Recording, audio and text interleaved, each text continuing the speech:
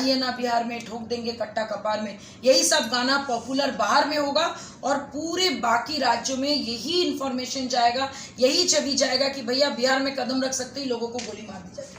सबसे पहले तो मई दिवस की आप सबको शुभकामनाएं। मैं सबसे यही कहना चाहूँगी, चाहे वो युवा हो, पुरुष हो, महिला हो, भागने से काम नहीं बने। मेरा खुद का यहाँ पे 15 साल हो गया और 15 सालों में मैंने यही देखा है कि अभी भी बिहार के लोग जो थोड़े टैलेंटेड है या फिर जिनके पास थोड़े सामर्थ्य है, वो बिहार से बाहर जाके अपना रोजगार का साधन ढूंढते हैं। और बात बहुत सिंपल है, क्योंकि यहाँ पे उस ढंग का ना इंफ्रास्ट्रक्चर है, ना उस ढंग की कोई इंडस्ट्री है। और कृषि में भी अगर मैं बोलूँ कि जहाँ पे बाकी स्टेट बहुत आगे चले गए, वहाँ पे बिहार अभी भी बहुत पीछे। तो ये एक बहुत चिंता का विषय है भाई। अभी आज के टाइम में 21वीं सदी की अगर मैं बात करूँ तो यहाँ पे अभी तक एक सॉफ्टवेयर इंडस्ट्री तक नहीं है, एक कॉल सेंटर तक नहीं है। मुझे समझ नहीं आता है हमारे ऑनरेबल सीएम साहब क्या कर रहे हैं। सिर्फ और सिर्फ जो मुझे अभी तक समझ में आया, यहाँ पे बस 2 ही चीज़ों के लिए लोगों को गुमराह किया जाता है। एक तो भाई जाति के नाम पे वोट दो, और दूसरा लोगों को इतना इमोशनल कर दिया जाता है कि भाई ये जाति का अगर नेता है तो आपके जाति के लिए भला करेगा, जबकि इतिहास गवाह है ऐसा कुछ भी नहीं हुआ है।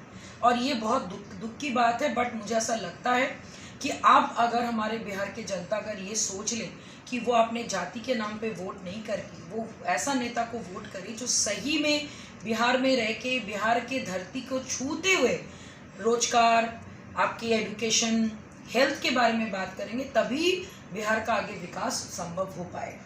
बिहार सरकार का कोई दायित्व नहीं बनता है जिससे कि पलायन रोका जा सके? ऑनेस्टली बताए, बिहार सरकार को अगर कुछ करना होता तो अभी जो 10 लाख सरकारी नौकरी को 10 लाख नौकरी पे उन्होंने बातों को चेंज किया, उसके बाद अभी जो शिक्षक बोलिए या फिर जो स्टूडेंट्स के साथ जिस तरीके से एग्ज़ाम के बाद एग्ज़ाम और फिर अचानक से फिर चीज़ें बदल जाती है, नियमावली चेंज कर दिया जाता है, तो उनके उम्र के साथ, उनके पढ़ाई के साथ, उनके एडुकेशन के साथ, सारे चीज़ों के साथ एक खिलवाड़ी हो रहा है। और कहीं ना कहीं मुझे तो लगता है कि भाई कुछ समूह के नेता या हमारे बिहार सरकार चाहते ही नहीं कि लोग बहुत ज़्यादा पढ़ लिख जाए, क्योंकि ज़्यादा पढ़ लिख जाएंगे तो दिमाग खुलेगा तो बिहार के क्या कहते हैं रास्ते एक लोकल से लेके आपके ग्लोबल तक जाएंगे। जैसे कि आज हमारे ऑनरेबल पीएम सर मन की बात में भी बोले, तो रोजगार का साधन ये खुद ही क्रिएट नहीं करने देना चाहते, एक दूसरे के साथ उलझा के रख देना चाहते। ये अगर लोग अपने से नहीं समझ पाएंगे तो चेंज होना थोड़ा मुश्किल हो जाएगा।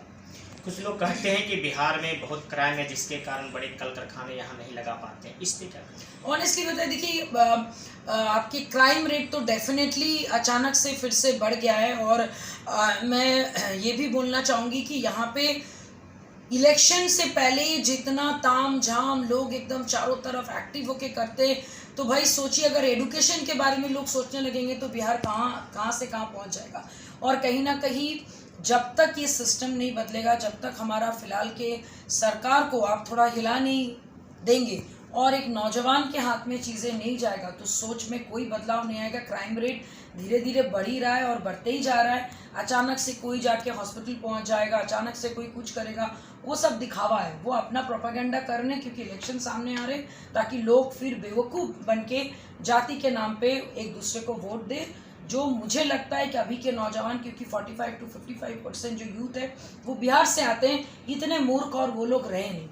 अभी आपने बताया कि सिस्टम चेंज करने के बाद आखिर सिस्टम चेंज करेंगे कौन? जैसे कि बीजेपी, आरजेडी, कांग्रेस, जदयू, सभी दलों ने बिहार में सत्ता की और अभी तक बिहार से पलायन जारी है, तो इसमें आखिर हमारा बिहार सरकार के सिस्टम कौन चेंज करेंगे? देखिए ऑनेस्टली बताएं, अगर आप यूपी मॉडल ले लीजिए या फिर गुजरात मॉडल ले लीजिए, अभी तक बिहार में 100% बीजेपी पूरे नेतृत्व में आपकी सरकार नहीं बनी। जब भी बनी है एनडीए में ही बनी है, और नीतीश कुमार जी के ऊपर इतना भरोसा किया गया था कि भाई आप बीजेपी के साथ आएँ, आप बिहार का कुछ भला करेंगे, लेकिन इतने ज़्यादा वो अपने महत्वाकांक्षा में डूबे हुए हैं कि बस उनको अपना सीएम कभी पीएम कभी सीएम, इसी लालच में उन्होंने 17 साल राज किया। मैं तो बोलूँगी उन्होंने राजतंत्र चलाया, उन्हें लोगों के बारे में सोचा ही नहीं।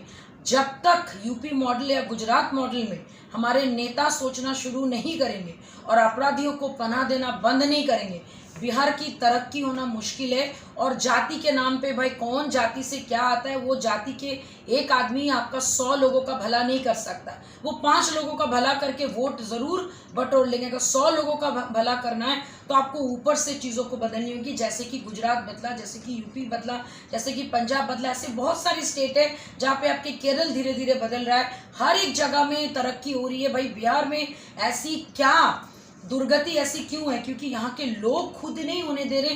कुछ ऐसे नेताओं के हाथ में सत्ता चला गया है जो सिर्फ अपने पॉकेट भर रहे हैं, अपने जाति के नाम पे आज भी लोगों को गुमराह कर रहे हैं। और इसकी पूरी जिम्मेदारी हम तो अपने ऑनरेबल सीएम साहब को देंगे कि आपको एक भरोसे से एनडीए ने, आपको बीजेपी ने एक दारोमदार दिया था, सेंट्रल से आपके पास फंड आई थी, लेकिन हर बार ये लोग बजट में इतने करोड़ इतने लाख दिखाते हैं, लेकिन end of the day suddenly 2 महीना बाद उस काम को शुरुआत ही। भाई इस बार तो बजट में 9 मेडिकल कॉलेज की भी घोषणा हुई थी ना, कहाँ है 9 मेडिकल कॉलेज की? आपने नींव देखी है? मद्रासे के लिए 40 करोड़ रुपया बताया गया था, कहाँ हुआ है?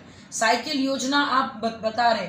आप लोकल फॉर वोकल के लिए आपने क्या काम किया? आपने 3-4 से मधुबनी पेंटिंग, वो भी हमारे सरकार की मन की बात की वजह से हुआ है, वो भी बीजेपी की मन की बात की वजह से हुआ है। तो बिहार सरकार की क्या कंट्रीब्यूशन है, ये भी चीज़ सोचनी पड़ेगी। लोगों को कंप्लीटली बेवकूफ़ बनाया जा रहा है वोट के नाम पर, जाति के नाम पर। ये सोच बदलने का टाइम, और सोच हमको खुद को बदलना होगा। जैसे कि मैंने बदला, वैसे मेरे जैसे और भी यंगस्टर्स है, और भी हम लोगों से कम उम्र के जो बच्चे हैं, जो भविष्य बन सकता है, उनको ये सोचना होगा।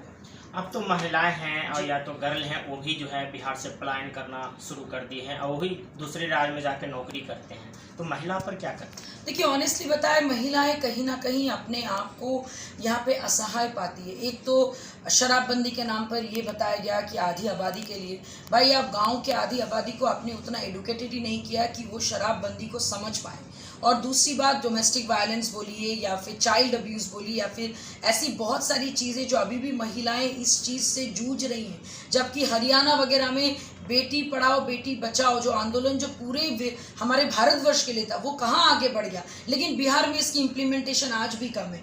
रीज़न बहुत सिंपल है कि अगर घर के मुखिया इन चीज़ों का इम्प्लीमेंटेशन सही ढंग से नहीं करेंगे तो लड़कियां, औरतें सब डर के, जिनके पास थोड़े साधन है, जिनके पास थोड़े वेल ऑफ फैमिली से, वो लोग बाहर भाग जाए। लेकिन मैं उनसे भी विनती करूंगी, एकजुट होकर काम नहीं करेंगे तो आप अपने अगले जनरेशन को एग्जाम्पल आप फिर गलत सेट करेंगे। या तो बिहार आगे जाके बिहार मॉडल बनेगा, या तो फिर बिहार आगे जाके एक ऐसा मॉडल बनेगा जहाँ पे कोई बड़े उद्योगपति, पढ़े लिखे लोग यहाँ पे निवेश अभी भी नहीं करना चाह रहे, आगे भी नहीं करना चाहेंगे। ऑलरेडी हम लोग पूरे बाकी राज्यों से, पूरे बाकी जितने भी आपके स्टेट हैं इंडिया में, सबसे पिछड़ा राज्यों में माना जाता है, सबसे गरीब राज्यों में माना जाता है, सबसे ज़्यादा इलिटरेसी बिहार में है। अगर इस चीज़ को अगर हम लोग फाइट नहीं कर पाएंगे तो कुछ भी सेंटर करके दे, अगर राज्य के मंत्री, हमारे राज्य के मुखिया, सीएम की कुर्सी पे जो लोग दावेदार अपने आप को मानते हैं, वो लोग अगर इसका बदलाव नहीं करेंगे तो कुछ नहीं होने वाला। अभी जैसा मैडम के बताएं कि सरकार जो है अपराधियों को बचा रहा है, इस पे क्या करते हैं? देखिए ऑनेस्टली बताए, शुरू से एक ऐसी परंपरा चली आई है बाहुबलिज्म का।